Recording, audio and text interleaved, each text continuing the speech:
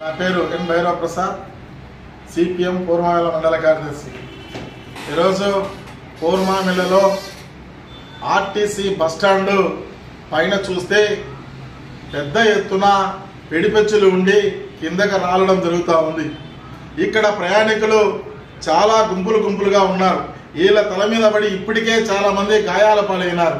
కానీ ఆర్టీసీకి సంబంధించినటువంటి అధికారులు వెంటనే ఇక్కడ ఉన్నటువంటి పూర్వమిల్ల ఆర్టీసీ బస్టాండ్ను రిపేర్ చేయించాలని చెప్పేసి ఆ పెడబొచ్చులను కూడా మౌలిక వసతులను ఏర్పాటు చేయాలని చెప్పేసి మేము ఈరోజు డిమాండ్ చేస్తున్నాం.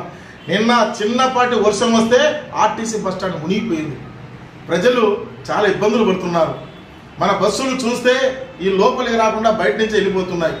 ఏమైనా ఆర్టీసీని ఈరోజు ఏ విధంగా చేయాలన్నా ప్రజలకు అనుకూలమైనటువంటి ఆర్టీసీ అనుకుంటున్నాం. ప్రజల చేత డబ్బులు వచ్చినటువంటి ఆర్టీసీని ప్రజలకు న్యాయం చేయాల్సిన ఆర్టీసీ ఈరోజు ఉన్నటువంటి బస్టాండ్ దుర్మార్గంగా, కానీ లెట్రిన్ బాత్రూమ్లు చూస్తే చాలా నీచంగా ఉన్నాయి. ఓసారి ఆర్టీసీ డిఎం కానీ ఆర్ఎం కానీ జోన్ ఆఫీసర్ కానీ వెంటనే వచ్చి పూర్వమిల్ల ఆర్టీసీ బస్టాండ్ను పరిశీలించి అక్కడ మౌలిక వసతులను అన్ని రూపాలుగా తీర్చిదిద్దాలని చెప్పేసి సిపిఎంగా డిమాండ్ చేస్తున్నాం.